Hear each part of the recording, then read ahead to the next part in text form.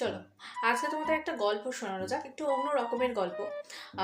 একটা কৃষকের তিনটে ছেলে ছিল, পচা, খসা, ধসা, তিনজনের নাম। তো পচা হচ্ছে আমাদের ক্লাসের ফার্স্ট বয়, একদম জেনুইন, তার মধ্যে কোনো খাদ নেই। মানে সে যা করে পুরোটাই নিপুণ হস্তে বা মন থেকে। মানে সে যে জিনিসেই হাত দেবে সে জিনিসটাই পচে যাবে, মানে সূচ হয়ে ঢুকে ফাল হয়ে বেরিয়ে যাবে, পচিয়ে ফাল হয়ে বেরিয়ে বার করে দেবো, মানে এইরকম একটা বেরিয়ে আসবে, এরকম একটা ব্যাপার। সো পচা হচ্ছে ক্লাসের ফার্স্ট বয়।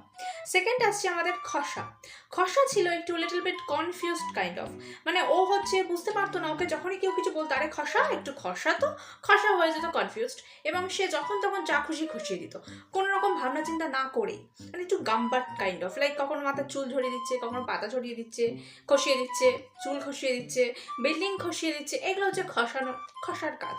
খসানো যখন তখন যেখানে যা খুশি খসিয়ে দেয়। ও হচ্ছে স্থান কাল পাত্র বিবেচনা করে না। 3 নম্বরে আসছে আমাদের ধসা। আমাদের ধসা মহাশয় হচ্ছে ম্যান মেড মাইন্ড, মানে একটু বড় বড় চিন্তা ভাবনা। ও হচ্ছে আর বয় নেই, ও হচ্ছে বয় থেকে ম্যান হয়ে গিয়েছে।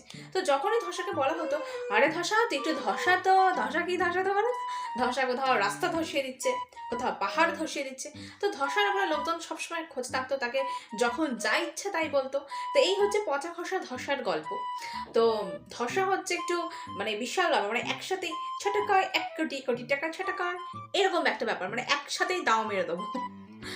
পচা খসা ধসা। তো এই পচা খসা ধসার গল্প তোমাদের কেমন লাগলো জানিও।